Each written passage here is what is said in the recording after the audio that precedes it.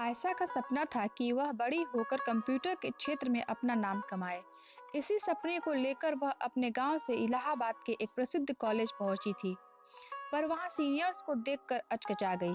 उसे कुछ ऐसा महसूस होने लगा जैसे वे सब उससे अलग हैं। उनके व्यक्तित्व के आगे वह खुद को बौना महसूस करती।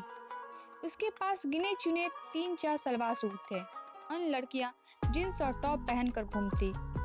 आयशा को अंग्रेजी उतनी ही आती थी जितनी कंप्यूटर प्रोग्राम लिखने के लिए जरूरी होती थी, जबकि उनके अन्य सहपाठी फर्राटेदार अंग्रेजी बोलते। लड़कियों के बाल भी मॉडर्न स्टाइल में कटे होते। आयशा के बाल लंबे थे। वह 2 चोटियों के अलावा कोई और स्टाइल बनाना जानती ही नहीं थी। अपने इन ख्यालों की वजह से वह किसी से बातचीत करने में भी हिचकिचाती थी। वैसे भी हॉस्टल में उसकी रूममेट आलिया को किसी कारणवश कॉलेज ज्वाइन करते ही घर जाना पड़ गया था। पहले से वह किसी को जानती नहीं थी, इसलिए ज्यादातर वह अकेले ही रहती। कक्षा में अन्य छात्र उसे अक्सर चिढ़ाते, कभी कभी सीधे कटाक्ष भी करते थे। वह काफी उदास रहने लगी। हालांकि वह पढ़ाई में बहुत होशियार थी, पर उसका ध्यान उन चीजों की वजह से पढ़ाई में लगना बहुत कम हो गया था। एक दिन आयशा अपने कमरे में इसी तरह उदास बैठी थी कि अचानक दस्तक हुई। उसके कमरे में कौन आ गया, यह सोचते हुए उसने दरवाजा खोला। सामने एक खूबसूरत लड़की खड़ी थी। उसने हाथ आगे बढ़ाते हुए कहा, hi, I am Aliya, your roommate. तुम जरूर आयशा होगी। डर के मारे एक क्षण के लिए आयशा के मुंह से कुछ नहीं निकला। उसने यह तो सोचा ही नहीं था कि उसके रूममेट को भी उसे झेलना पड़ेगा। उसके मन में यही विचार चलने लगे थे कि आलिया भी उसका मजाक बनाएगी। उसने सहमते हुए अपना हाथ आलिया से मिलाया, पर आलिया के चेहरे पर फैली मुस्कान देखकर वह अपना डर कुछ भूल गई। आलिया ने कहा, मैंने सुना है कि तुम बहुत होशियार हो और 12वीं में तुम्हारे बहुत अच्छे नंबर आए हैं। भाई, मैं तो पढ़ाई में बहुत पीछे हूँ। मुझसे अंग्रेजी कितनी भी बुलवा लो, पिक्चरों की कहानियाँ कितनी ही पूछ लो और लेटेस्ट फैशन स्टाइल के बारे में कुछ भी जान लो, पर पढ़ाई में तो मेरा हाल बड़ा ही बुरा है। मैं तो यह जानकर खुश हो गई कि तुम मेरी रूममेट हो, खूब जमेगी अपनी, कहकर आलिया ने आयशा को गले लगा लिया। उसका चुलबुलापन देखकर आयशा भी मुस्कुराए बिना रह न सकी। दोनों ने मिलकर कुछ देर तक बातें की और फिर दोनों सो गई। आलिया में न जाने क्या बात थी कि वह जल्दी ही आयशा की दोस्त बन गई, पर आलिया के अन्य दोस्तों से भी कभी दोस्ती नहीं कर सकी। वो ऐसी जगहों पर आलिया के पास जाती ही नहीं थी जहां पर उसके अन्य दोस्त होते। आलिया की खास सहेलियां तारा और शिवानी तो उसे खासकर अच्छी नहीं लगती थी। वह अक्सर उसका और उसके कपड़ों का खूब मजाक बनाती थी। उसके बोलने के तरीके पर तो कई बार उसके सामने ही उसका मजाक उड़ा दिया करती थी। एक दिन आयशा पढ़ने में व्यस्त थी। आलिया अपना मोबाइल छोड़कर कहीं गई हुई थी। मोबाइल बार बार बज रहा था। उसने देखा कि उस पर डैडी लिखा आ रहा है। आयशा को लगा कि हो सकता है कोई जरूरी फोन हो। वह आलिया को ढूंढने लगी। ढूंढते ढूंढते वह तारा और शिवानी के कमरे के पास पहुंची। अंदर से आवाजें आ रही थी, यार, वह हमारी तरह मॉडर्न भले ही ना हो, पर पढ़ने लिखने में हमसे बहुत आगे है। उसकी देखा देखी में मैं भी थोड़ा बहुत पढ़ने लगी हूँ। ये सब बातें सुनकर आयशा की आंखें भर आई। तभी आलिया का फोन एक बार फिर बज उठा। आलिया और उसकी सहेलियों का ध्यान एकदम से फोन लाने वाली की ओर गया। आयशा ने आलिया से कहा, मैं तुम्हें तुम्हारा मोबाइल देने आई थी।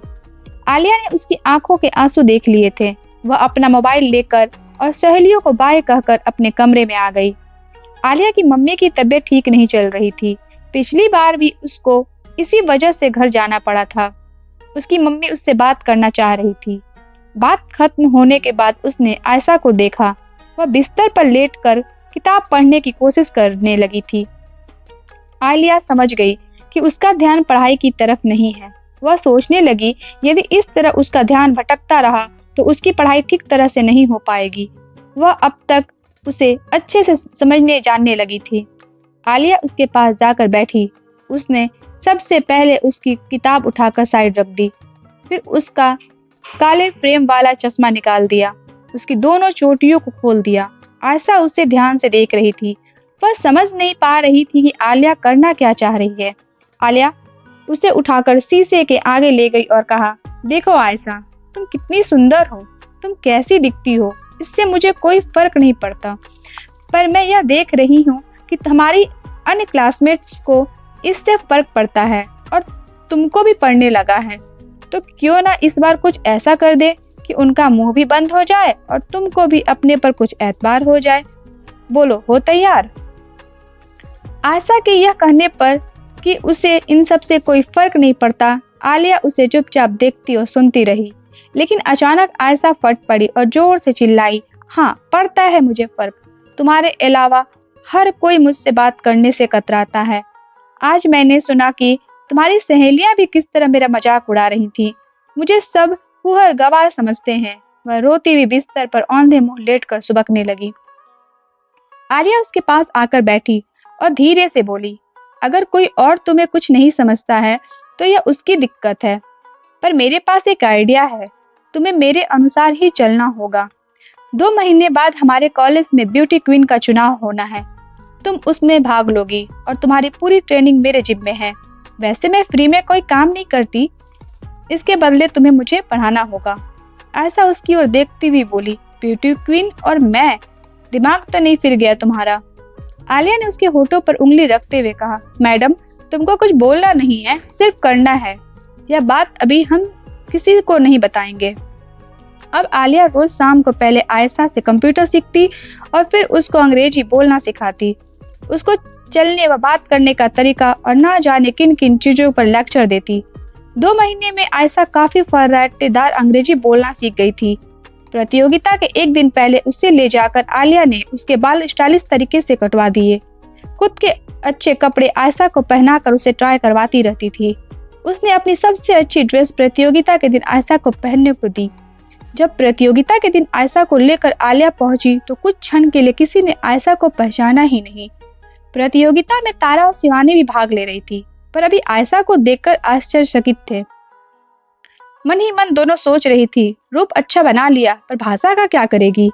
थोड़ी ही देर में जब जजेस ने प्रश्न पूछे तो उनके उत्तर सुनकर वे काफी प्रभावित हुए। आयशा जब ब्यूटी क्वीन चुन ली गई तो आयशा के साथ साथ आलिया को खुशी का ठिकाना ना रहा। वह खुशी से झूम उठी। तारा और शिवानी ने उसे आकर बधाई दी और अपने व्यवहार के लिए माफी मांगी। कार्यक्रम खत्म होने के बाद आयशा जब वापस अपने कमरे में पहुंची तो आलिया को धन्यवाद देने लगी। आलिया ने कहा, मैडम, इसके बदले आपको अभी मुझे बहुत कुछ पढ़ाना है। मुझे भी तुम्हारे तरह जीत हासिल करनी है। फिर आलिया धीरे से मुस्कुराते हुए बोली, जिस क्षेत्र को हमने चुना है उसे मैं बहुत अच्छी तरह जानती हूँ कि आगे बढ़ने के लिए रूप से ज्यादा दिमाग की जरूरत पड़ेगी, पर चूंकि तुम पर लोग कमेंट मारते थे और तुम भी थोड़ी सी उदास रहने लगी थी, इसलिए मैंने बस तुम्हारी थोड़ी सी मदद की, पर मेहनत और गुण तो तुम्हारे ही थे। अब इन बातों में तुम भी ध्यान मत दो। मैं जानती हूँ, मैं अपने उन दोस्तों को भी अच्छी तरह जानती हूँ जो तुम्हारा मजाक बनाते थे। देख लेना, कल ही सुबह तुमसे दोस्ती करने आ जाएंगे। सुबह उठते ही उनके दरवाजे पर दस्तक हुई। आलिया सो रही थी। आयशा ने दरवाजा खोला तो सामने तारा और शिवानी बुके लिए हुए खड़ी थी। वे उसके गले लगकर उससे एक बार फिर माफी मांगती हुई बोली, आयशा, क्या तुम हमें भी अपना दोस्त बना सकती हो? आयशा वापस 2 चोटियों में आ गई थी, पर उसके चेहरे पर एक नए आत्मविश्वास का तेज था। उसने कहा, क्यों नहीं, आखिर तुम दोनों मेरी सबसे अच्छी सहेली की दोस्त जो हो। आलिया भी तब तक जाग गई थी और उनकी बातें सुनकर मुस्कुरा उठी। धन्यवाद।